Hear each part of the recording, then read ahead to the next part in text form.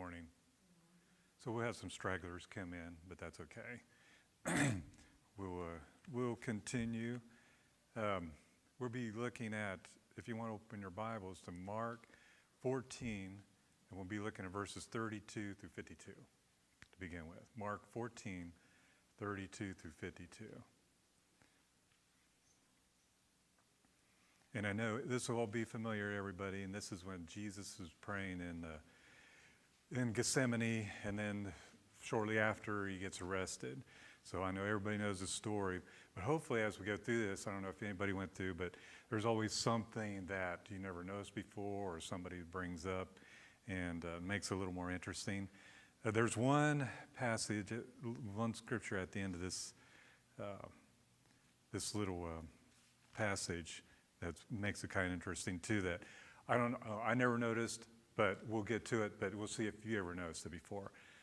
And it's just kind of thrown in there. It makes it kind of interesting. So we'll see. Okay. So up to this point, it's of course Jesus' last days. This is the day, so Thursday. But they just had celebrated the Passover, and Jesus predicted his death again, and he talked about what Peter was going to do, about him denying Jesus, and of course Peter says no way, but we all know how that ended up. So we're going to get into more of the continuation. So this will be the last, that evening into Friday morning, his last day. So, okay. So let's look at, again, Mark 14, 32 through 52, and I'll go ahead and read that. And this from the NLT. I know it's New Living. I know it's a little different maybe even from the NIV, but I'm kind of getting used to it. So it's just, for me, since I'm not an English major, it's easier for me to understand. So, okay. So he went to the olive grove called Gethsemane, and Jesus said, "Sit here while I go and pray." He took Peter, James, and John with him, and he became deeply troubled and distressed. He told them, "My soul is crushed with grief to the point of death. Stay here and keep watch with me." He went on a little farther and fell to the ground. He prayed that, if it were possible, the awful hour awaiting him might pass him by. And he says, "Abba, Father," he cried out, "everything is possible for you. Please take this cup of suffering away from me. Yet I want your will to be done, not mine." Then he returned and found the disciples asleep. He said to Peter, "Simon, are you asleep? Couldn't you watch with me even 1 hour? Keep watch and pray so that you will not give in to temptation. For the spirit is willing, but the body is weak." Then Jesus left them again and prayed the same prayer as before. When he returned to them again, he found them sleeping, for they couldn't keep their eyes open, and they didn't know what to say. When he returned to them the third time, he said, "Go ahead and sleep, have your rest." But no, the time has come. The Son of Man is betrayed into the hands of sinners. Up, let's be going. Look, my betrayer is here. And immediately, even as Jesus said this, Judas, one of the 12 disciples, arrived with a crowd of men, armed with swords and clubs. They had been sent by the leading priests, the teachers of religious law, and the elders. The traitor Judas had given them a prearranged signal. "You will know which one to arrest when I greet him with a kiss. Then you can take him away under guard." As soon as they arrived, Judas walked up to Jesus. "Rabbi," he exclaimed, and gave him the kiss. Then the others grabbed Jesus and arrested him. But one of the men with Jesus pulled out his sword and struck the high priest's slave, slashing off his ear. Jesus asked them, "Am I some dangerous revolutionary that you have come with swords and clubs to arrest me? Why didn't you arrest me in the temple? I was there among you teaching every day, but these things are happening to fulfill what the scriptures say about me." Then all his disciples deserted him and ran away. One young man following behind was clothed only in long linen skirt. When the mob tried to grab him, he slipped out of his shirt and ran away naked. Okay, do you see where the last couple verses? Has anybody ever noticed that before? Apparently not. I mean, I didn't. But it was funny, and I read some commentaries about it, and they don't know why Mark put that in there. It's just something that happened, and he recorded it. So it has no significance or anything, so I just thought that was interesting. So just, that's like I said, every time you go through, you see something that you noticed before. That was one of those things. Okay. And we'll be looking at some other scriptures that go along. I know each gospel has account of the similar things, but they added some other events to that evening, and then so we'll look at some of those too. Okay. So just a couple of things. Gethsemane, does anybody know much about the garden or where it was at, or they know it was nearby? Treva? No? Pretty small? Yeah. Okay. They said it was, it was a garden, and then possibly an olive garden, about 1/2 mile south of Jerusalem, located at the foot of the Mount of Olives. So it wasn't too far from it, just outside the city. Okay. And I know we talked about it before, but what does Abba mean? A-B-B-A. Huh? Father. Yeah. There were several, some even refer to, you heard explained Daddy. Well, what do they mean by that? What was Jesus saying, Abba, Father? Which it means it's his Father, Abba. But what was Jesus' content? How was he using it? Okay. Yep. So if we would use that today, I looked up a little bit. They said, it's just a real intimate and obedience, respect for, how they mention Father. So if you were real respectful, obedient, to your Father, you would say, you could say that, Abba, Father. Okay. Because it just shows how close he was to God the Father, and how he was obedient, and how he trusted him through this whole ordeal and what he was going to go through. Okay, well, how about the cup? What about the cup? Remember the night? So just a few hours before this, let this cup pass from me, if it be thy will.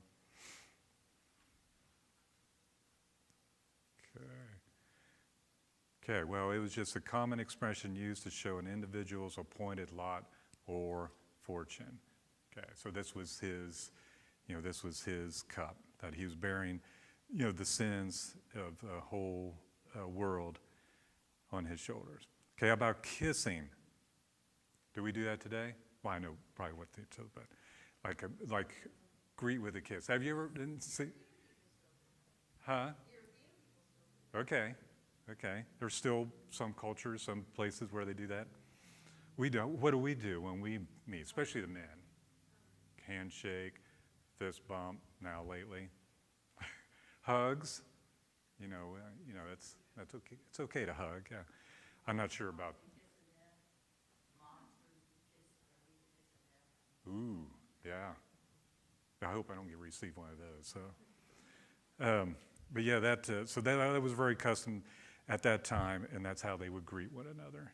So, okay. So where did Jesus and the apostles go after they left the upper room? What's that? Well, no. Where were they going before that? The garden, yeah. So Gethsemane. And then what did Jesus do? What did he do 3 times? He prayed, okay. And what did the apostles do? Yeah, you ever think of them? They fell asleep, and not only once, but every time Jesus came back, they were sleeping. So, why do you think? What about us? if you've been up all day the day before, and now it's late in the evening, and as soon as you slow down, what usually happens? And they're also grieving because they finally realize what's going to happen. They're going to lose Jesus, and what's going to happen to them eventually. So, they're wore out. So what about us when we slow down? Does anybody ever have a hard time? As soon as you slow down, what happens? Does anybody have a comfy chair, and then as soon as you sit in it, you're out? Yeah, I've got one. So you need, so we can be a little sympathetic, with these guys because of all they've gone through and going through, and then they're tired. They're tired. So Jesus said, he's like, what? Can't you stay awake for a little bit? So in his prayer in the Gethsemane, what did Jesus plead of his Father? Remember the cup? Take away. Or what's his response right away? Yeah. Not my will, but your will be done. Okay. Okay, so in the other account, I don't know if we get to look at it, but I think it's in Luke. Remember they talked about, Luke writes, when Jesus was praying, he was down on the ground, and remember what he was praying so hard that, yeah. And what was his physical response? Yeah, he was sweating profusely like he was bleeding, drops of blood. Okay, how about us? Have we ever been in a situation where we are, I don't know, this would be a good idea, but, at least down on our knees and praying so hard that things could be different, So that's a great example for us. I know we've all been there with some serious event in your family or maybe a health issue or something, but I know we've all been there, and we've all been praying that let this cup pass, but sometimes it doesn't. Okay, so who sent a crowd armed with clubs and swords after Jesus?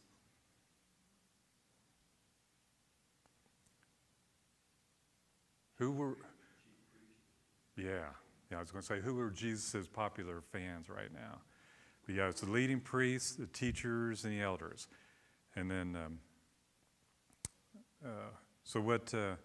why were they so upset with Jesus?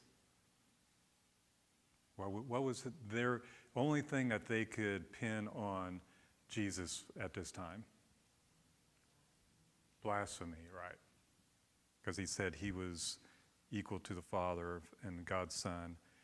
So, and they've heard enough. They just want him dead. They just want to get rid of him. Maybe all this stuff will go away. Okay. When Jesus was seized, where did Peter strike Malchus with the sword? Yeah, it's right here. And the other account, so what happened right away after that happened? Yep, he just picked up and immediately healed him. Okay, so what did the apostles do when Jesus had been captured? Yep. They deserted him and ran away. Okay.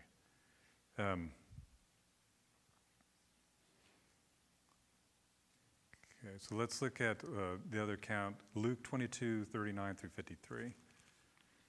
Luke 22, 39 through 53.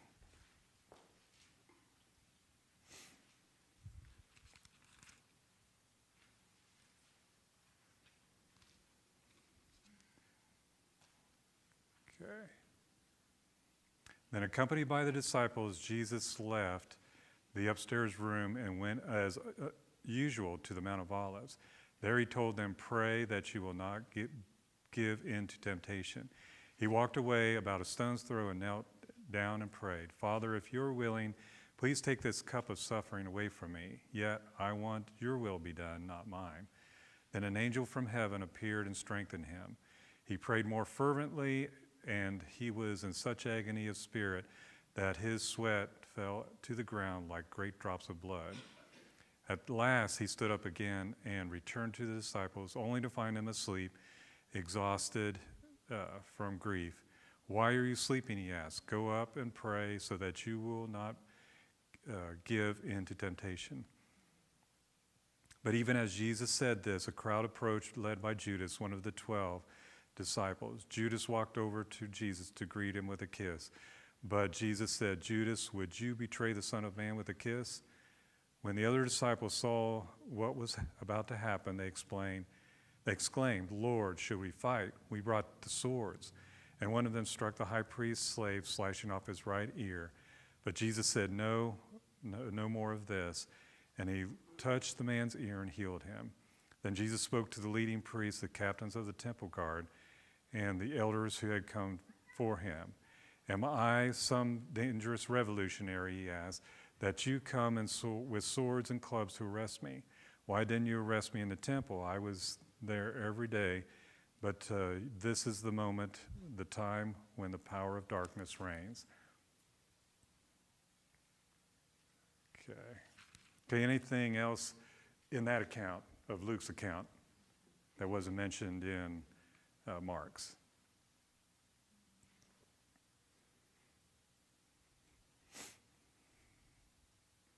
Well, one thing stood out as verse 43. I thought that was interesting that an angel from heaven appeared and strengthened him. Okay. I think, Steve, that we read over this and we move on.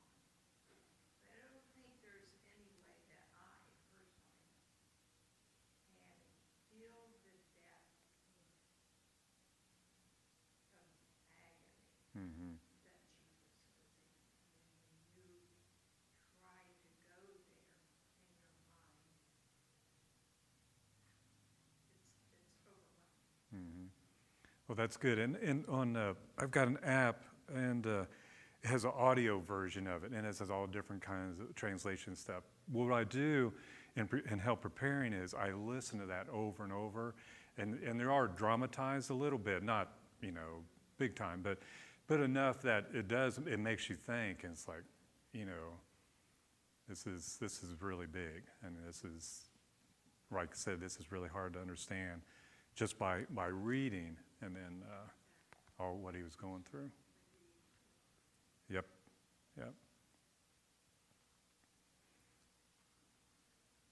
Okay. Okay, anything else from that account? Okay, good.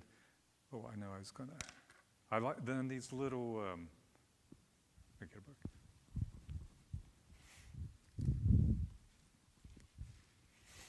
And these lessons, they always have songs at the bottom.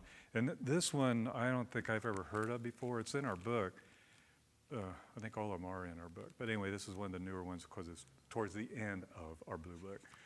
But 744 said, "My eyes are dry." I always like to look at these because I think that helps you, like I just said, maybe to help understand a little bit of what's going on. See, it's just one verse.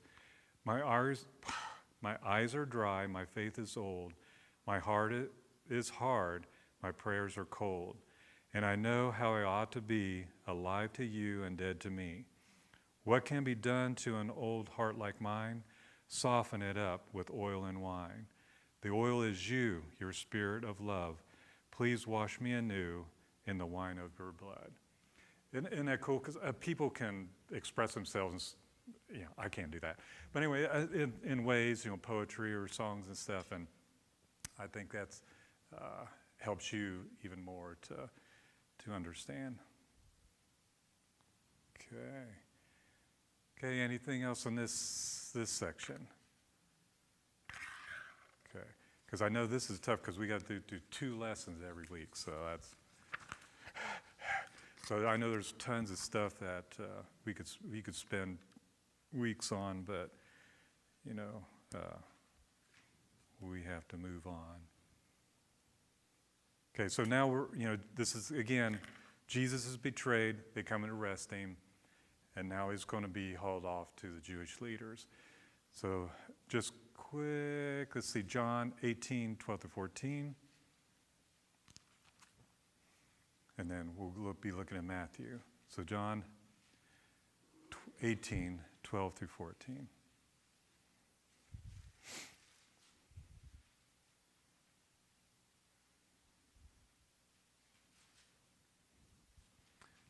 Okay, so the soldiers, their commanding officer and temple guards arrested Jesus and tied him up. First they took him to Annas, since he was a father-in-law of Caiaphas, the high priest at that time. Caiaphas was the one who had told the other Jewish leaders, it's better that one man should die for the people. Okay, and then Matthew 26, verses 57-75.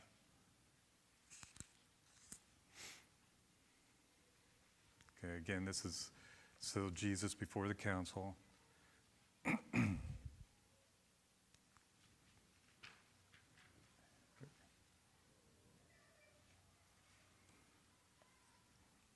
Okay. Then the people who arrested Jesus led him to the home of Caiaphas, the high priest, where the teachers of religious law and the elders had gathered. Meanwhile, Peter followed him at a distance and came to the high priest's courtyard. He went in and sat with the guards and waited to see how it would all end. Inside, the leading priests and the entire high council were trying to find witnesses who would lie about Jesus so that they could put him to death.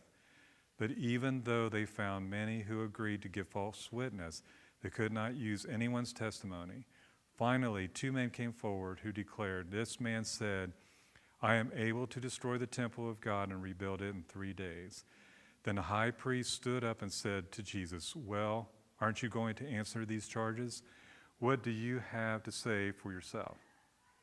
But Jesus remained silent, and then the high priest said to him, "I demand in the name of the living God, tell us if you are the Messiah, the Son of God."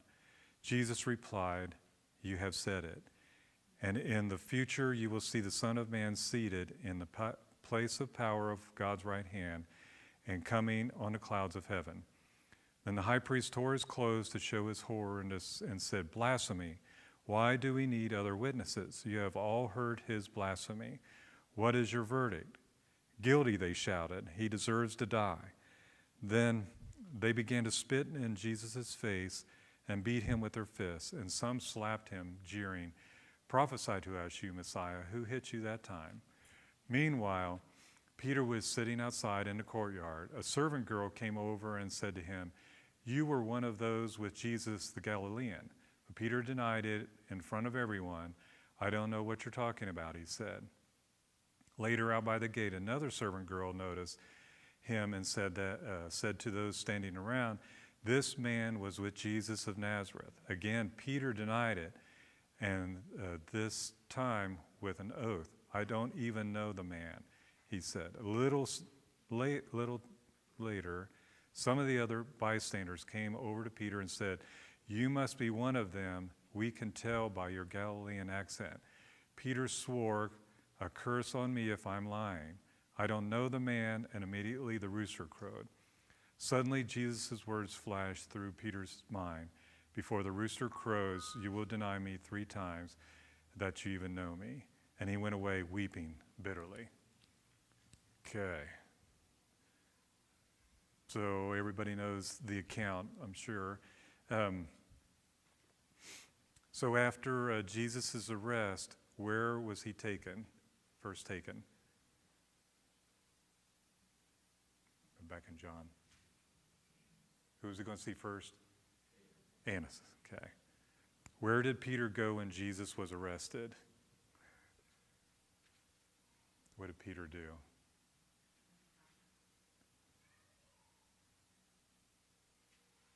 Okay. Well, back in 58.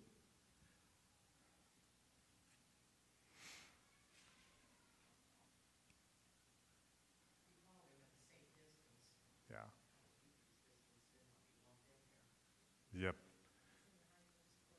Yep. He followed at a distance. He's kind of mingling with the other priests in the courtyard, just, I think, probably just not to be noticed at that time. So he's just kind of holding back, and then so nobody will notice him. Okay, why did the Sanhedrin want to find false evidence against Jesus?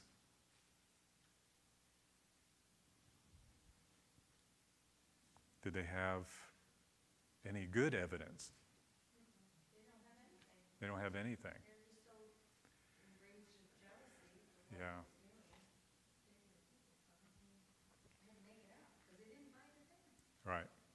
Couldn't find anything wrong with, so they're just like, and they're so angry, they just want Jesus dead. They don't care how, they just want him out of the picture. Okay. Who was the chief person of the Sanhedrin? So to Annas, and then start with a C.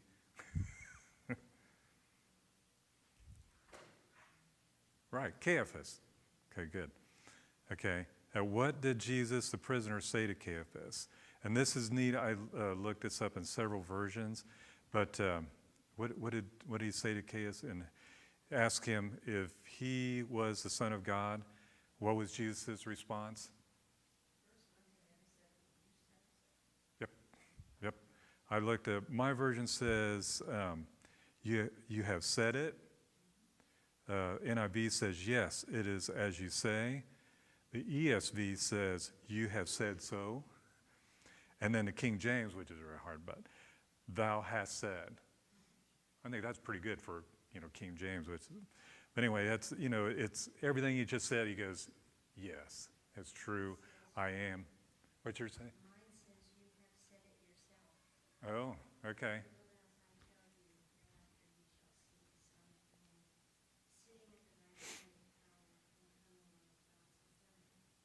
Okay, you have said it yourself. Okay. Okay, I looked up a handful, but, okay, good. Okay. What was the charge of Caiaphas, the high priest, against blasphemy? Because this way he was just about tearing down the temple and rebuilding it in 3 days. And they're like, there's no way that can happen. So how was Jesus abused by those present in the Sanhedrin? And yeah. And I know, and I only watched it once, but remember the Passion of the Christ? Did everybody go see that in the theater? Yeah. My jaw was so sore after, just from gritting so hard, because it was so intense.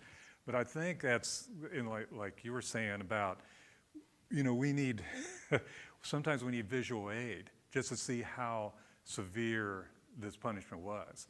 And can you imagine, has anybody ever been spit on, even accidentally, or by a slobbery dog? It's all bad. It's just this total disgusting. And then, okay, what about anybody ever being, smacked?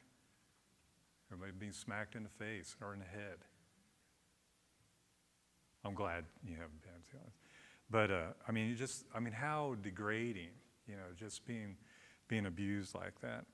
And then also beaten. And I know, we all know as we go on, it gets more and more severe. But, this is just the beginning.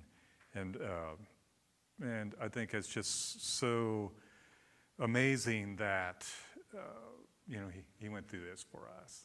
Steve?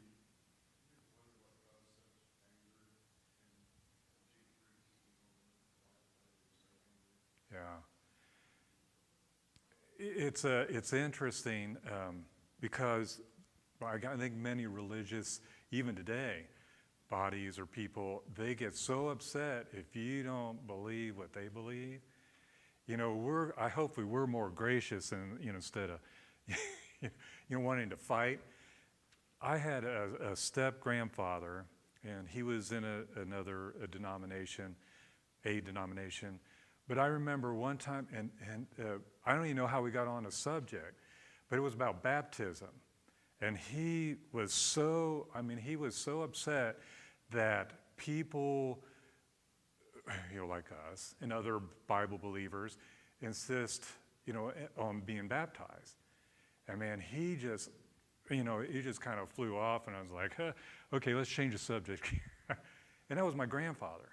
But I think certain things get under people, and they just can't stand it. And they don't. Why do you believe that? Why do you? Elaine? It shows that it's about you and doing things your way, not God's.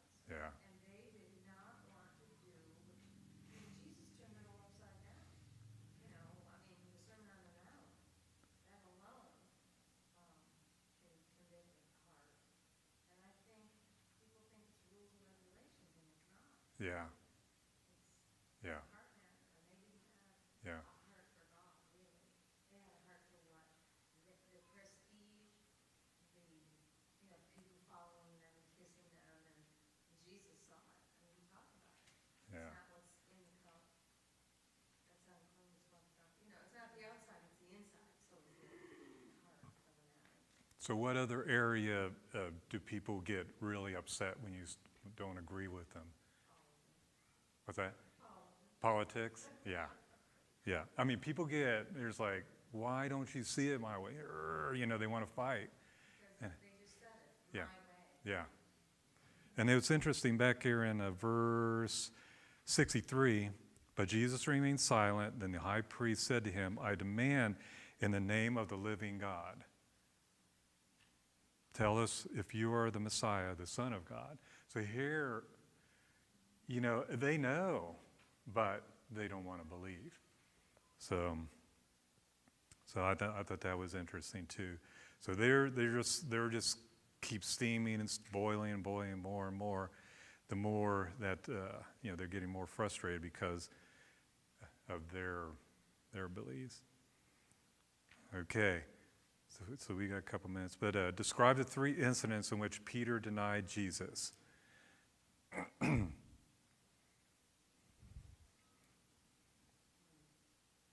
remember first 2. What's that? Servant girls, okay. So different servant girls said, hey, I know, you were with them. And then what was the last one?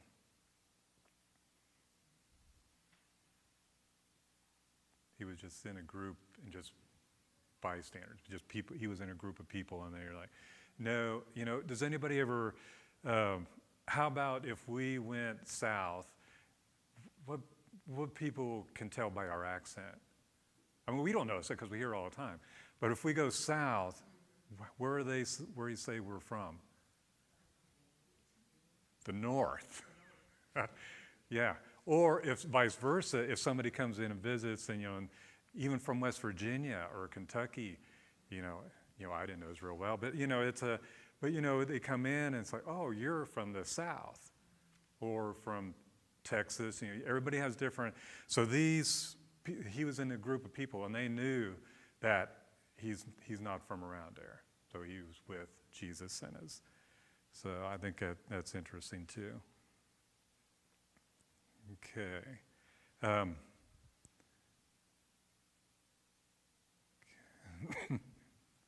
me. Okay, and they had another song, and I know everybody knows this one. I'll be a friend to Jesus. And I think even by, I hope if we're ever confronted, we don't know how things are going to turn out, but I hope we're not going to be like Peter and deny, but we don't know if we're ever put in a situation. Has anybody ever really denied him if they were asked? Has anybody ever maybe kind of lightly say, yeah, I don't know, Okay. I hope that we don't do that someday. Okay, 361. Okay, I'll be a friend to Jesus. They tried my Lord and Master with no one to defend. Within the halls of Pilate, he stood without a friend. The world may turn against him, I'll love him to the end. And while on earth I'm living, my Lord shall have a friend. I'll do what he may bid me. I'll go where he may send. I'll try each flying moment to prove that I'm his friend. To all who need a Savior, my friend I recommend, because he brought salvation is why I am his friend. And then just goes on the course. I'll be a friend to Jesus. My life for him I'll spend. I'll be a friend to Jesus until my years shall end. Again, that's great. Some people can do that. But I hope that, if ever we're confronted or, we have to stand up for our faith, that we won't deny him like Peter. Okay. How about, we got like 2 minutes, but do we ever follow at a distance, kind of like Peter? Or what would be some examples of following at a distance? Or sometimes we ever kind of stand back and maybe you don't want to get involved, or you don't want to be, the only one speaking up.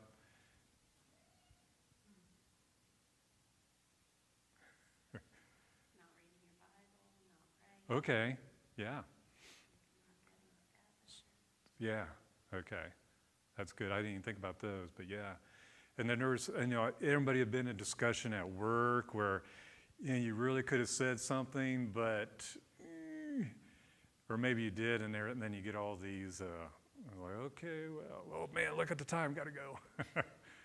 So, but it is, hopefully we can not follow from a distance. Okay. Alrighty, so anything else from this section? Again, okay, the next week, so we'll be getting into more of the trial and the abuse, and then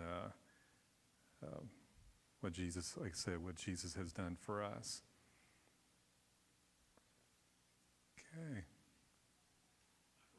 I've always wondered why they felt like they had to hit him and spit on him and be violent toward him. But that was their way of showing him that they were going to control him. Yeah. He was the Son of God. He had all power. Yeah. But they were going to show him at that time they controlled him. Mm-hmm. Makes you wonder why people think they can do that. Yeah. Yeah. And going back to the strength that Jesus had, because he could have turned the tables, but again, he did this for each and all mankind. So, I mean, that's even more incredible. Because what would be our breaking point? If we were being tortured for our faith, where would be our breaking point? Hopefully, we could just stick it out. I'm not getting that old, but I am getting older, but and you think as much. I think more now that if something would happen to me, is like, it's going to be okay. Because I've lived long enough, I've experienced long. You worry about little people, because I want life for them. But for myself, if I have to sacrifice myself for my kids or grandkids or something, it's okay, because it's going to be a short time, and then just look at glory and the eternity, the other side.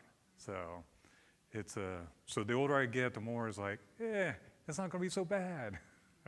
I'm not in a real big hurry, but but if it does happen, then it's going to be okay, and I'm ready. I think it's interesting that the high priest tore his clothes. Mm. This is a very emotional, trying to work the crowd up so they're not logically thinking, more of a mob rule, Yeah. knowing that that's what he basically had to do, because combating Jesus' words, I mean, if he would have been using, guns and things like that to try to overthrow the high priest, that would have been one thing, but he wasn't, and he was a very gentle type for the most part, Yeah. and so he had to do something to work the crowd Yeah. basically up. Yeah, and I keep thinking about, like road rage,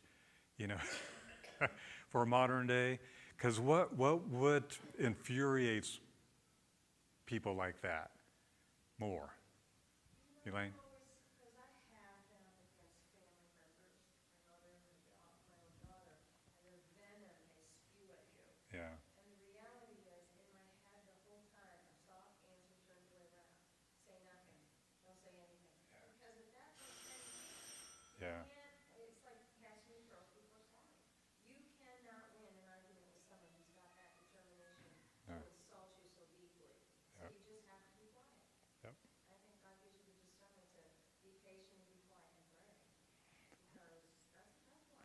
Yeah, I and- want to win, I want to prove that I'm right, but sometimes people But- have the right to be right. yeah, yeah, and That's the problem. I think that's good. And then, and like with Sharon, you know, I had that in, I was going to bring that up again about the tearing of the robe and then tearing his clothes and how angry they were.